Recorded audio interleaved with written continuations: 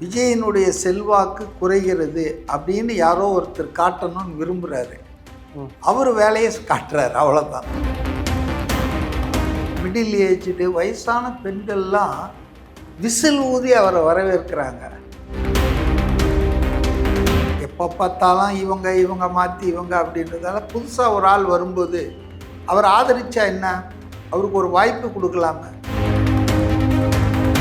விஜயினுடைய செல்வாக்கை வச்சு தான் அந்த சின்னத்துக்கு அதில் நிற்கிற எல்லாருக்குமே இந்த தேர்தலில் ஓட்டு வரப்போகுது. அந்த சத்யகுமார்ன்றவர் தாவேக்காவின் அசல் வித்து அல்ல, விஜய்க்கு அடுத்து திருமாவளவன் தான் நினைக்கிறேன். எந்த கட்சிக்கும் பெரும்பான்மை வரப்போவதில்லை, தொங்கு சட்டமன்றம் தான் உருவாக போகுது.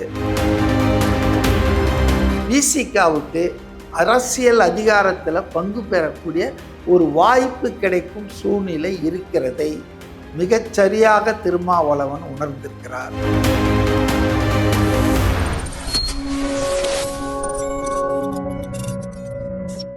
கலர் கண்ணாடி வாய்ஸ் நேயர்களுக்கு வணக்கம். இன்று நம்மோடு இருப்பவர் அரசியல் விமர்சகர் மதிவாணன் அவர்கள். வணக்கம் ஐயா. வணக்கம். எப்படி இருக்கீங்க? நல்லா இருக்கேன். இப்போ கருத்து கணிப்பில் பார்த்தீங்கன்னா விஜய் பின்னுக்கு போயிட்டாரு அப்படின்ற மாதிரி சொல்கிறாங்க. அதே சமயம் ஆஃப்டர் ஒரு 3 மந்த்துக்கு அப்புறம் விஜயோட செல்வாக்கு குறைஞ்சிட்டே வருது அப்படின்ற மாதிரி சில நிறைய விமர்சகர்லாம் சொல்கிறாங்க. அது எப்படி பார்க்குறீங்க? நான் முதல்ல கருத்து கணிப்பை நம்புபவன் அல்ல, அதை ஆதரிப்பவனும் இல்லை. அது பல நேரங்களில் கருத்து திணிப்பாகத்தான் இருக்கிறது. யாரோ ஒருத்தருடைய கருத்தை மக்களிடையே திணிப்பதற்காகத்தான் இது போன்ற சர்வேக்கள், ஒப்பீனியன் போல்ஸ்லாம் இந்தியாவில் பயன்படுத்தப்படுகிறது என்பது என்னுடைய அழுத்தமான நம்பிக்கை. அதனால் அதை நான் பொருட்படுத்துறதில்லை. அது இவருக்கு ஆதரவாக சொன்னாலும் எதிர்ப்பாக சொன்னாலும், அதனால் அதை நான் நம்புறதில்லை. நீங்கள் சொல்கிற ஒரு விஷயம் என்னான்னு சொன்னால், விஜயினுடைய செல்வாக்கு குறைகிறது அப்படின்னு யாரோ ஒருத்தர் காட்டணும்னு விரும்புகிறாரு. அவர் வேலையை காட்டுறாரு, அவ்வளோதான். த்ரூ சம் ஏஜென்சி அவருக்கு தொடர்ந்து. ஆனால் எனக்கு களத்தில் நான் பார்த்தா அவருக்கு அதிகரிச்சுட்டு தான் இருக்குது. மக்களிடையே, பெண்கள், இளைஞர்களிடையே செல்வாக்கு என்பது, அவர் போகிற பரப்புரை கூட்டங்கள், அது எந்த ஊராக இருந்தாலும் பிரச்சாரம் பண்ணால் மக்களிடையே மிகப்பெரிய அளவுக்கு ஆதரவு இருக்குது. நேற்று நான் டி நகர் சிட்டி தானே புஷி ஆனந்த் அவங்க பொதுச் செயலாளர் பிரச்சாரத்தை பார்த்தேன். நான் நேரில் போயிருந்தீங்களா இல்லை ஃபோனில் தொலை? இதுதான் டிவியில் பார்த்தேன், நேரில் போய் நான் ஏன் பார்க்குறேன். அப்போ பார்த்தீங்கன்னு சொன்னால் ஒரு அர்பன் ஏரியா, கிராமம் இல்லை, அர்பன் ஏரியா, டி நகர் உங்களுக்கு தெரியும். நம்ம பார்த்தீங்கன்னா மிடில் ஏஜ்டு வயசான பெண்கள்லாம் விசில் ஊதி அவரை வரவேற்கிறாங்க. இவர் ரொம்ப மெய் மறந்து அவங்க காலெல்லாம் தொட்டு கும்பிட்டாரு. ஸோ ஏதோ இளைஞர்கள் தான் அவருக்கு ஆதரவு அப்படின்னு இருந்த இதெல்லாம் கொஞ்சம் மாறி மிடில் கிளாஸ்டு, சீனியர் சிட்டிசன் கூட இன்றைக்கி விஜயை ஆதரிக்கிறாங்க. அதுக்கு ஒரு அடிப்படை காரணம், இந்த 2 பிரதான கட்சிகளுக்கும் போதுமான அளவுக்கு கால அவகாசம் கொடுத்துட்டாங்க. 32 வருஷம் அதிமுக ஆட்சி பண்ணியிருக்கு, 30 வருஷம் திமுக ஆட்சி பண்ணியிருக்கு. அதனால் மக்களுக்கு ஒரு இதாக இருக்குன்னு நினைக்கிறேன், ஒரு அலுப்பு. எப்போ பார்த்தாலும் இவங்க மாற்றி இவங்க அப்படின்றதால புதுசாக ஒரு ஆள் வரும்போது அவர் ஆதரித்தா என்ன, அவருக்கு ஒரு வாய்ப்பு கொடுக்கலாமே.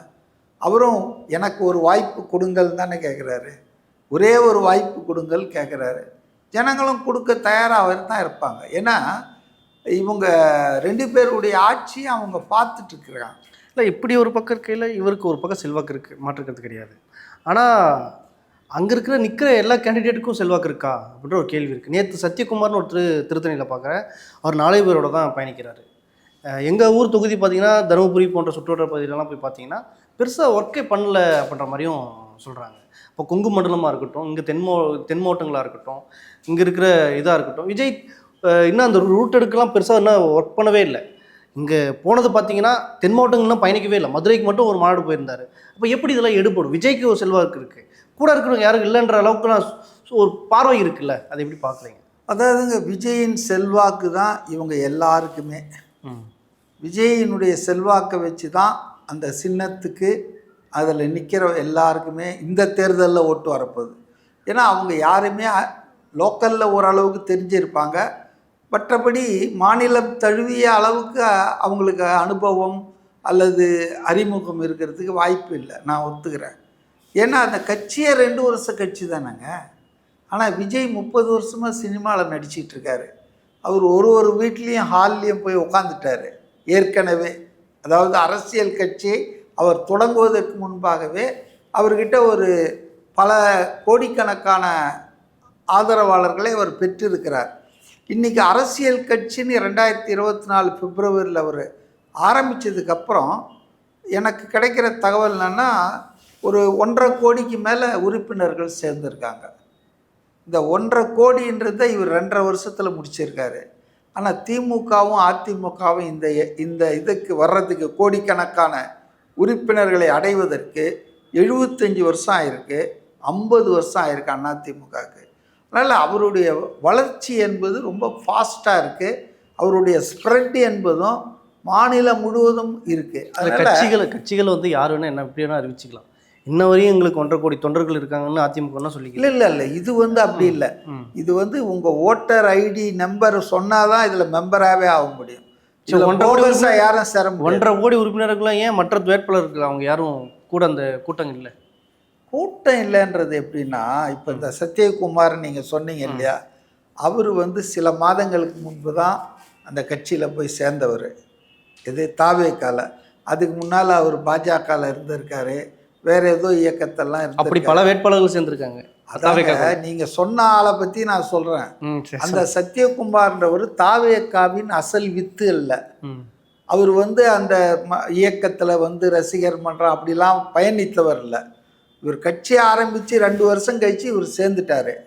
இவருக்கு ஒரு சீட்டை கொடுத்துட்டாங்க திருத்தணியில். அப்போ இவர் பண்ணுற தப்பு என்னென்னா, இவர் வந்து என்ன நினச்சிக்கிறாருன்னா, தான் ரொம்ப பெரிய பாப்புலர், தன்னுடைய பாப்புலாரிட்டியும் விஜயுடைய பாப்புலாரிட்டியும் சேர்ந்தால் தான் ஜெயிச்சிடலான்னு நினச்சிட்ருக்கார். தப்பு கணக்கு அவர் போடுறாரு. அடுத்தது நேச்சுரலி திருத்தணி பகுதியில் விஜய்க்காக போஸ்டர் ஒட்டினவங்க, வேலை செஞ்சவங்க ஏராளமான ஆட்கள் இருப்பாங்க. அவருக்காகவே அவங்க வாழ்க்கையை வந்து தியாகம் பண்ணியிருப்பாங்க 30 வருஷமாக. இப்போ திடீர்னு பாராசூட்டில் கொண்டு போய் சத்யகுமாரை இறக்குனா வேறு வழி இல்லை, தலைமை சொல்லிடுச்சுன்னு ஏற்றுக்க தான் போகிறாங்க. ஆனால் அது உடனடியே கொஞ்சம் ரிஃப்ட் இருக்கும் இல்லை, ஒரு மன இது இருக்கும் இல்லையா, அழுத்தம் இருக்கும் இல்லையா. அப்போ அவங்கள போய் இப்படி போகிறாரால் புதுசாக வரவர் போய் அவங்கள கன்வின்ஸ் பண்ணோம். அதையும் இவர் செய்யலை. இவர் என்ன நினைக்கிறாருன்னா, தன்னை அவங்கெல்லாம் வந்து விஜய் தன்னை நாமினேட் பண்ணதால் அவங்க வந்து தன்னை வந்து பார்ப்பாங்க, தனக்கு மரியாதை. இதை இவருடைய கோளாறு தான் அது அந்த கட்சியினுடைய கோளாறு இல்லை. இவர் வந்து என்ன நினைக்கிறாருன்னா, செலவுலாம் பண்ண வேணாம், நாய் வேஷம் போட்டால் நீங்கள் குறைச்சாகணுங்க. ஒரு 10 பேரை கூப்பிட்டுட்டு தான் கேன்வாஸ் போனோம். எவ்வளோ வேட்பாளர்கள் பார்க்குறேன், சின்ன வேட்பாளர்கள்லாம் தாவேக்கால 200 பேர் 300 பேர் ஊர்வலமாக போகிறாங்க. அதையும் நாம் பார்க்குறோம். இப்போ சத்யகுமார் மாதிரி தனியாக தன்னந்தனியாக போயிட்டு ஓட்டு கேட்கறது, அது அவர் கோளாறுங்க. அநேகமாக என்னை பொறுத்தவரையில் சில வேட்பாளர்களை மாற்ற போகிறாங்கன்னு நினைக்கிறேன். இல்லை, முதலமைச்சர் கேண்டிடேட்னு சொல்கிறோம். அதிமுகலையும் ஒரு செல்வாக்கு இருக்குது, திமுக நம்ம சொல்ல தேவையில்லை. ஆனால் முதலமைச்சர் வேட்பாளராக அறிவிக்கப்பட்ட ஒரு இது கட்சியில் இப்படி ஒரு கட்சி வேட்பாளர் இருக்கும்போது அது பெரிய ஒரு பேக்ட்ராப் தானே. பெரிய பேக்ட்ராப்லாம் பெரிய பெரிய வார்த்தைலாம் போடாதீங்க. அதாவதுங்க, ஒரு சில நேரங்களில் மாற்றம் தான் அப்படின்னு மக்கள் முடிவு பண்ணிட்டாங்கன்னா, கழுதெல்லாம் ஜெயிச்சிருக்கு, குதிரெல்லாம் ஜெயிச்சிருக்கு. மக்களுக்கு வந்துங்க மாநில அளவில் இந்த ஆட்சி தொடரணுமா வேண்டாமா, இந்த தீர்மானத்துக்கு அவங்க வந்துட்டாங்கன்னா அவங்க வந்து யாருக்கு வேணாலும் ஓட்டு போடுவாங்க. விஜய் தான் மாற்றத்தின் பிரதிநிதி அப்படின்ற நிலையில் விஜய் நிறுத்தி வைக்கிற யாருக்கு வேணால் ஓட்டு போடுவாங்க. அவன் வந்து பார்க்கலையே, ஓட்டு கேட்கலையே, இந்த ஊருக்கு வரலையே, பிரச்சாரம் பண்ணலையே, எதுவுமே பார்க்க மாட்டாங்க. அதனால் நான் என்ன நினைக்கிறேன்னா, என்னுடைய அனுபவத்தில் இந்த 2026 தேர்தல் என்பது இதுவரையில் நடந்த 16 தேர்தலிலிருந்து மிகவும் வேறுபட்ட, மாறுபட்ட ஒரு வித்தியாசமான தேர்தலாக இருக்க போது பல பேர் வந்து அதிர்ச்சி அடைய போகிறாங்க. ஷாக்கிங் ரிசல்ட்ஸ் இந்த நம்ம மாமூலாக பார்த்துட்ருக்குறோம் இல்லையா, அதெல்லாம் உடஞ்சி எரிய போது இதை வந்து சரியாக இன்னைக்கு ரீட் பண்ணியிருக்கிற ஒரே ஒரு அரசியல்வாதி விஜய்க்கு அடுத்து திருமாவளவன் தான் நினைக்கிறேன். ஏன் திருமணம் ஹைலைட் பண்ணுற காரணம் என்ன? ஏன்னா அவர் வந்து ரொம்ப தெளிவாக தமிழ்நாடு அரசியலுக்கு வராரு. இன்னும் 2.5 வருஷம் தான் ஆகலை, பாதி பீரியட் கூட இன்னும் எம்பியில் அவர் முடிக்கலை. 2024 26 ரெண்டு வருஷம் தான் ஆயிருக்கு. இன்னும் 3 வருஷம் இருக்குது. 2029 வரையில் அவருக்கு நாடாளுமன்றத்தில் உறுப்பினராக தொடரலாம். ஆனால் அவர் வந்து இப்போ நம்ம காட்டுமன்னார் கோயிலில் எம்எல்ஏக்கு நிற்கிறாரு. அப்போ அவர் சும்மா நிற்கலை, ஏன் நிற்கிறோன்றதுக்கு அவர் விளக்கம் சொல்கிறாரு. நான் மாநில அரசியலுக்கு வரணும். ஏன் மாநில அரசுக்கு திடீர் வரணும்னா, தமிழ்நாட்டின் அரசியல் சூழல் களம் மாறப்போகுது. அடிப்படையில் 2026 தேர்தலுக்கு பிறகு சூழலே மாறப்போகுதுன்றாரு அவர். பாஜக இங்கே அழுத்தம் பெறுவதனால அப்படி ஒரு வாய்ப்புகள் இருக்கும் அப்படின்ற மாதிரி அவங்க கட்சி உறுப்பினர்களும் தொண்டர்களும் சொல்கிறாங்க. இல்லை அவர் என்ன சொல்கிறாருன்னா, அவங்க சொல்லலாம், அவங்க சொல்லாததை நான் சொல்கிறேன். சார் சொல்லுங்கள். அதாவது திமுகவுக்கே அதிர்ச்சி அடைஞ்சாரங்களாம். அவர் வந்து அங்கே எம்எல்ஏக்கு போட்டு லிஸ்ட்டு வெளியான ஒன்றும் அவர் என்ன சொல்லியிருக்காருன்னா, அவருக்கு நெருக்கமான அவங்கக்கிட்ட எனக்கு வந்த செய்தி சொல்லுங்கள். அதாவது வந்து யாருக்குமே மெஜாரிட்டி கிடைக்க போகிறதில்ல இந்த தேர்தலில். வெளியே சொல்லிகிட்டு இருக்கலாம், அவரும் 210 200லாம் சொல்லிக்கிட்டு இருக்கலாம். ஆனால் உள்ளுக்குள்ள அந்த ரியாலிஸ்டிக்காக டிஸ்கஸ் பண்ணுவாங்கல்ல, அதில் வந்து எந்த கட்சிக்கும் பெரும்பான்மை வரப்போகிறதில்ல. தொங்கு சட்டமன்றம் தான் உருவாக போகுது. இப்போ தொங்கு சட்டமன்றம்னா அப்படியே தொங்க விட்டுட்டு போயிடுவாங்களா என்ன? மாற்று ஆட்சி அமைக்கணும்ல, ட்ரை பண்ணுவாங்கல்ல. அப்போ மாற்று ஆட்சி அமையும் போது அது ஒரு கட்சி ஆட்சியாக நிச்சயமாக இருக்காது, கூட்டணி ஆட்சியாக இருக்கும். அந்த கூட்டணியில் 2 கட்சியோ 3 கட்சியோ 4 கட்சியோ கூட இடம்பெறுவதற்கான வாய்ப்பு இருக்குது. அப்போ அத்தகைய ஒரு சூழலில் முதன்முறையாக தமிழ்நாட்டில் ஆட்சியிலும் அதிகாரத்திலும் பங்கு வேண்டும் என்று நீண்ட காலமாக கோரிக்கை வைத்திருந்த விசிகாவுக்கு அரசியல் அதிகாரத்தில் பங்கு பெறக்கூடிய ஒரு வாய்ப்பு கிடைக்கும் சூழ்நிலை இருக்கிறதை மிகச்சரியாக திருமாவளவன் உணர்ந்திருக்கிறார். அப்போ அந்த ஆட்சி அதிகாரத்தில் தன்னுடைய கட்சிக்கு பங்கு கிடைக்குது. சில பேர் சொல்கிறாங்க துணை முதலமைச்சர் ஆசை, அதெல்லாம் அப்படிலாம் பண்ண மாட்டார். விசிகா பங்கு பெறுது அந்த கூட்டணியிலனா அது தாவேகா தலைமையில் இருக்கலாம், அதிமுக தலைமையில் இருக்கலாம், யார் தலைமை. ஏன் திமுக தான் ரிஜெக்ட் ஆயிடுச்சு மக்களால். அதனால் அது வந்து ஆட்சி அமைக்க முயற்சித்தால் அது ஜனநாயகத்துக்கே விரோதமானது. உங்களோட பார்வையில் திமுக ரிஜெக்ட் ஆச்சு சொல்கிறீங்க. தொங்கு சட்டசபை வந்தாலே இட் ஹஸ் பின் ரிஜெக்டட் தானே. இப்போ 133 சட்டமன்ற உறுப்பினர்களை கொண்டிருக்கிற ஒரு ஆளுங்கட்சி தேர்தலில் தேர்தலில் அதுக்கு மெஜாரிட்டியே கிடைக்காம போச்சுன்னா மக்கள் அதை நிராகரித்ததாகத்தானே எடுத்துக்கணும். அதை தண்டித்திருக்கிறார்கள் என்பது தானே அர்த்தம். இல்லை திருப்தி அடையில மக்கள் அவங்க 5 ஆண்டு ஆட்சியில் தானே காரணம். அதனால் என்னை பொறுத்தவரையில் திமுக அதில் வரக்கூடிய வாய்ப்பு இருக்காது. அதிமுகவோ தாவேக்காவோ சேர்ந்தோ தனித்தனியாகவோ ஆட்சி அமைக்க முயற்சி பண்ணலாம். அப்போ சிறிய கட்சிகளுக்கு இது ஒரு வாய்ப்பு, நல் வாய்ப்பாக அமையும். விசிக அதில் வந்து பயன்படுத்தணும்னு நினைக்குது. காரணம் என்னென்னா, அவங்க ரொம்ப நாள் கோரிக்கை, அவங்களுடைய லட்சியம் அதிகாரத்தில் பங்கு வேணுன்றது. அப்போ அந்த மாதிரி சூழலில் விசிக ஒரு கூட்டணி அரசியல் பங்கெடுக்கும்போது அந்த அரசியல் பங்கெடுக்க விசிக சார்பாக யாரோ ஏபிசி இல்லாமல் திருமாவளவன் இருந்தால் அந்த கட்சிக்கும் நல்லது, அந்த ஆட்சிக்கும் நல்லது, தமிழ்நாட்டுக்கும் நல்லது. அதனால தான் அவர் தன்னை பொசிஷன் பண்ணிக்கிறார். ஓப்பனாக இருப்பார். கண்டிப்பாக அவருக்கு நிறைய வருத்தங்கள் திமுக மேலே இருக்குது. வெளிப்படையாக சொல்லியிருக்காரு. ஆமாம், நிறைய இருக்குது. அவங்க கட்சியையே வந்து அவங்க வந்து ஒரு ஓஸ்டேஜ் மாதிரி பிடிச்சி வச்சாங்க. ஒரு முகம். ஆமாம், ரொம்ப. அதாவது உச்சக்கட்டம் என்னன்னா, ஆலூர் ஷாநவாஸ் நாகப்பட்டினத்தில் போட்டியிட விரும்பலை, ராயபுரத்தில் போட்டியிட விரும்புகிறார்ன்ற செய்தியை திமுக தலைமை வந்து விசிக தலைவர்கிட்ட சொன்னால் அது எவ்வளோ வருத்தத்தை கொடுக்கும் யோசிச்சு பாருங்கள். இப்போ அந்த அளவுக்கு திமுக வந்துங்க எல்லா உபாயங்களையும் பயன்படுத்தி இந்த திருப்போரூர் பாலாஜி இவங்கெல்லாம் வந்து விசிக உடையில் இருந்த திமுக படை வீரர்கள் மாதிரி சட்டசபைக்குள்ளே நடந்துட்டாங்க. அது ஒரு காரணம் அவர் மாநில அரசியலுக்கு வர்றதுக்கு. சட்டமன்றத்தில் என்ன நடக்குது, ஏது நடக்குது, கட்சி எப்படி போகுது, எதையுமே அவரால் பார்க்க முடியல. ஏன்னா நேரடியான பங்களிப்பு இல்லை. அவர் டெல்லிக்கு போகிறாரு, இல்லை சட்டசபைக்கு வெளியே இருக்கார். அப்போ அதனால் அவர் சட்டசபைக்கு உள்ளே வரணும். தமிழ்நாட்டு அரசியலில் ஒரு ஆக்டிவான ரோல் ப்ளே பண்ணணும். வெறும் கூட்டங்களில் பேசுறது, பத்திரிகையில் அறிக்கை கொடுக்கறது இல்லை, ஆக்டிவாக இன்வால்வ் பண்ணுன்றதுக்கு நல்ல டீப்பாக திங்க் பண்ணி தான் அவர் இந்த முடிவு எடுத்திருக்காரு. இதனுடைய அடிநாதம் என்னன்னா, கூட்டணி ஆட்சி தான் வரப்போகிறது, எந்த கட்சியும் தனி கட்சி ஆட்சியை நடத்த போகிறதில்ல அப்படின்னு அவர் ஒரு ஒப்பீனியனுக்கு வந்துட்டார்.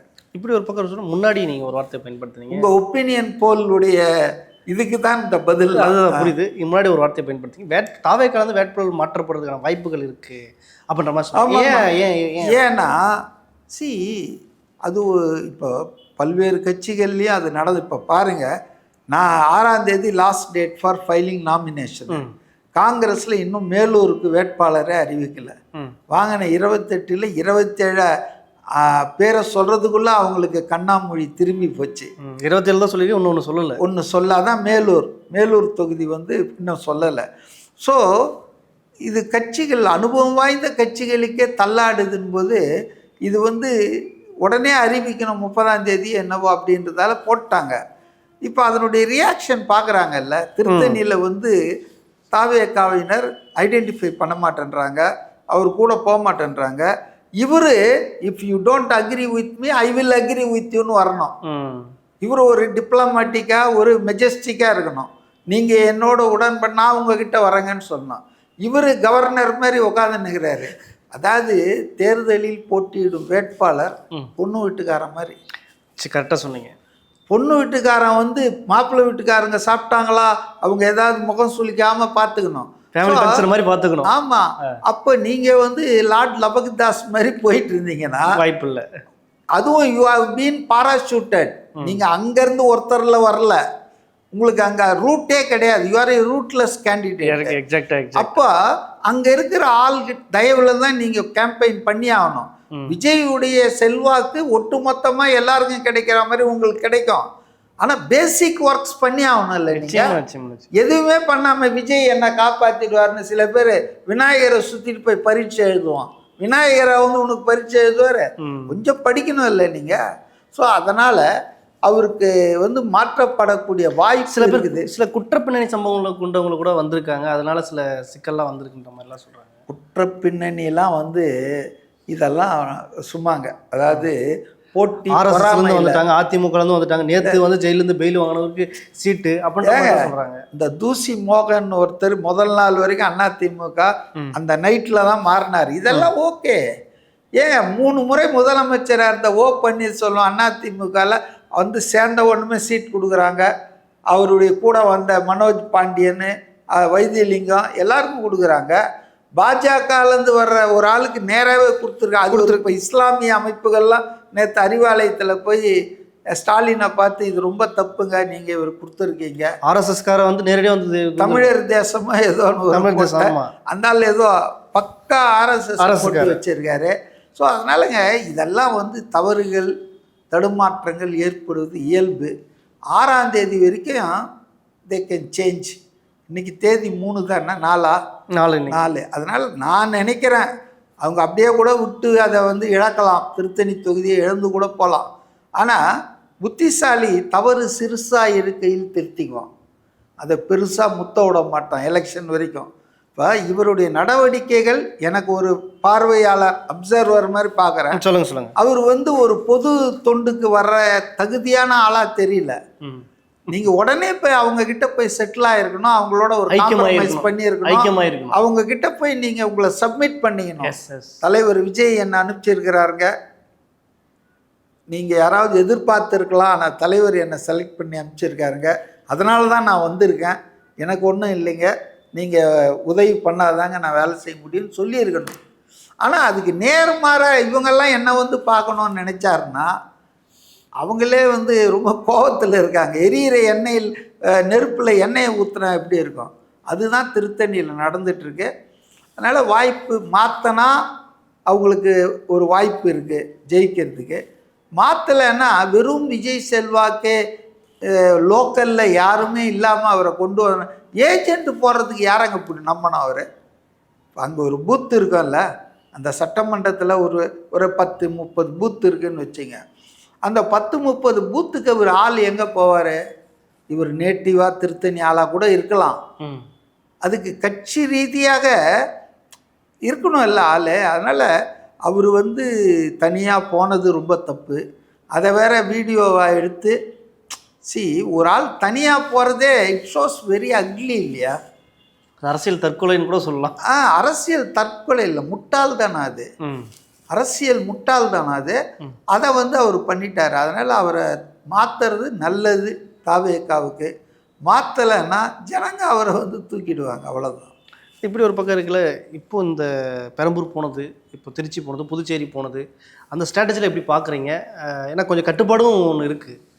ஒரு பக்கம் தாவேக்கா பண்ணுற பிரச்சார ஸ்ட்ராட்டஜியில் எப்படி பார்க்குறீங்க? இல்லை, அவங்க யூஸ்வலாக மற்ற கட்சிகள் செய்கிற மாதிரி தாங்கள் செய்ய வேண்டாம்னு முடிவு பண்ணியிருக்காங்கன்னு நினைக்கிறேன். இப்போ பாருங்கள், முதலமைச்சர் அப்படி வண்டியை கிளப்பிட்டு போயிட்டே இருக்கிறார் அரசு செலவில். திருநெல்வேலின்றாரு, நைட்டு டீ குடிக்க போகிறாரு, திருச்சி மேற்கில் வாக்கிங் போகிறாரு. இது ஒரு யூஸ்வல் டைப்பு. வடை சுடுவாங்க சில கேண்டிடேட்ஸ், ஹோட்டலில் போய் துடைக்கலை இன்னும் அவ்வளோதானே தவிர சப்ளை பண்ணுவாங்க. இதெல்லாம் அந்த 1 மணி நேரம் தான். அப்புறம் இவங்களெல்லாம் அந்த 5 வருஷம் கழிச்சுக்கு தான் தேடணும். அன்னைக்கு மக்களோடு இருக்கிற மாதிரி வாக்கிங் போகிறவங்க எதுக்கு கேமராவெல்லாம் பின்னால் தூக்கின்னு வர சொல்கிறாங்க? சைலண்ட்டாக வாக்கிங் போயிட்டு போகலாம்ல. ஸோ இது ஒரு விளம்பரத்துக்காக பண்ணுறதுங்க.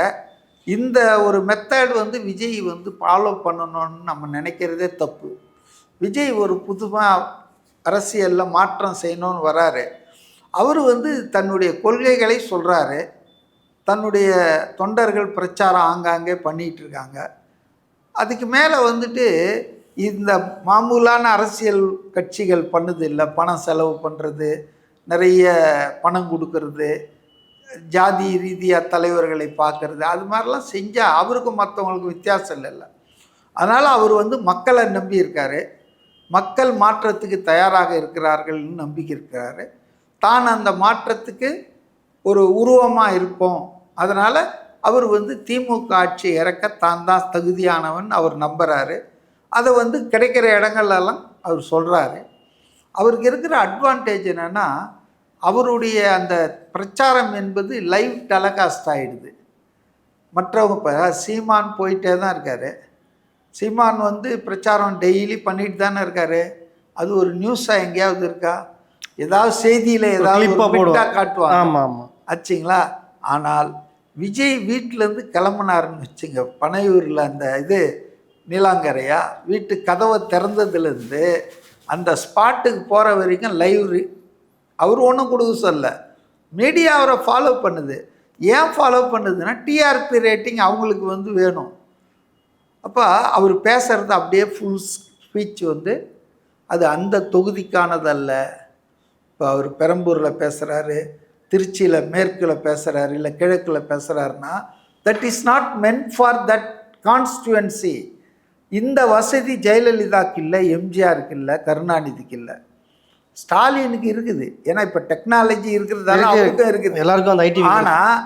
ஆனால் மக்கள் அதை பார்க்க மாட்டேன்றாங்க. ஸ்டாலின் லைவ் போனால் 100 பேர் பார்ப்பாங்க அட் எ டைம். இவர் போனால் லட்சக்கணக்கில் பார்க்குறாங்க. ஒரு சேனல்லையே 1,00,000 பேர் பார்த்துட்ருக்குறான். ஸோ அதனால் இவருக்கு ஈர்ப்பு இருக்குது. இந்த டெக்னாலஜியும் சேர்ந்ததால் இது ஒரு டெட்லி காம்பினேஷன் ஆகிடுச்சு. அப்போ அவருடைய பிரச்சாரம் என்பது it has reached to almost all household in Tamil Nadu. தமிழ்நாட்டில் இருக்கிற எல்லா வீடுகளுக்கும் கிராமம் டிவி இல்லாதது இருக்கா? டிவி இல்லைன்னா கூட மொபைல் இல்லாத ஆள் இருக்கானா? டேட்டா இல்லாத ஆள், ஃபேஸ்புக்கு வாட்ஸ்அப் இல்லாத ஆள் இருக்கானா? ஸோ அதனால் இன்றைக்கி அவருடைய பிரச்சாரம் போய் சேர்ந்தாச்சு. நீங்கள் வீட்டாண்ட போய் கையெடுத்து கும்பிட்றது இதெல்லாம் விஜய் செய்ய வேண்டியதில்லை. அதான் அந்த கட்சிக்காரங்க அங்கங்கே லோக்கலில் பூத் லெவலில் மேனேஜ் பண்ணிக்குவாங்க. ஸோ அவர் என்ன நினைக்கிறாரு, என்ன செய்யணுன்றாரு, எதுக்காக திமுக அகற்றப்படணுன்றாரு, தான் வந்தால் என்ன செய்ய போகிறான்ற செய்தி வந்து already it has gone to the minds hearts of the Tamil Nadu people. இனிமேல் தமிழ்நாடு மக்கள் தான் அதை ஏற்றுக்கிட்டாங்களா ஜட்ஜ் பண்ணுறாங்க. அதை வந்து ரிஃப்ளெக்ட் பண்ணி வாக்குப்பதிவு நாளில் என்ன பண்ண போகிறாங்க அப்படின்னு பார்க்கணும். நான் சும்மா எப்பவுமே சொல்கிறது தான் என்னென்னா, 1/3 ஓட்டு வந்து வாக்கு பதிவே ஆகிறதில்ல தமிழ்நாட்டில். சாதாரணமாக சில தேர்தலில் 50%, 60%, 40% பதிவாகாமலாம் இருந்திருக்கு. இந்த முறை அது வந்து மிகப்பெரிய அளவுக்கு இம்ப்ரூவ் ஆகும்னு நான் நினைக்கிறேன். ஏன்னா 2 ஆட்சி மேலே இருந்த வெறுப்பில் போடா இவங்களுக்கு தானே போடணும், எவனாவது ஒருத்தன் வரவே வேணான்ட்டு இருந்தவங்களுக்கு இன்றைக்கி ஒரு மாற்றாக விஜய் வந்திருக்கிறதால அவங்கெல்லாம் வந்து இன்றைக்கி டர்ன் அவுட் வந்து ஓட் பர்சன்டேஜ் வந்து அதிகமாக இருக்கும். அப்படி வர்ற அதிகப்படியான 10-20%ன்றது விஜய்க்கான வாக்குகள் தான். ஏன் இப்படி அடித்து சொல்கிறேன்னா, இது ஒரு சின்ன கணக்கு தான். அது திமுக வாக்கு அதிமுக வாக்குன்னா அது வந்து இருக்கணுமே இந்த எலெக்ஷன்ஸ்லாம். அது வராமல் இருந்தது காரணமே அது வந்து 2 பேரையும் பிடிக்காமல் இருக்கிறது காரணம். அப்போ விஜய்க்கு இந்த வாக்குகள் இருக்குது. அது இல்லாத நம்ம எல்லாருக்கும் தெரியும், இளைஞர்கள், ஃபஸ்ட் டைம் ஓட்டர்ஸ், அதே போல் விமன், இவங்களுடைய ஓட்டு ரொம்ப சாலிடாக இருக்குங்க அவருக்கு. அதனால் நம்புகிறாங்க, அவர் வந்தால் ஒரு மாற்றம் வரும்னு நம்புகிறாங்க. ஸோ அதனால் அவருக்கு வாய்ப்பு அதிகமாக இருக்கிறதா தான் நான் நினைக்கிறேன், மற்ற கட்சிகளை விட. சரி, ஓகே சார். நிறைய தகவல் பண்ணிட்டு மற்ற நன்றி, வணக்கம்.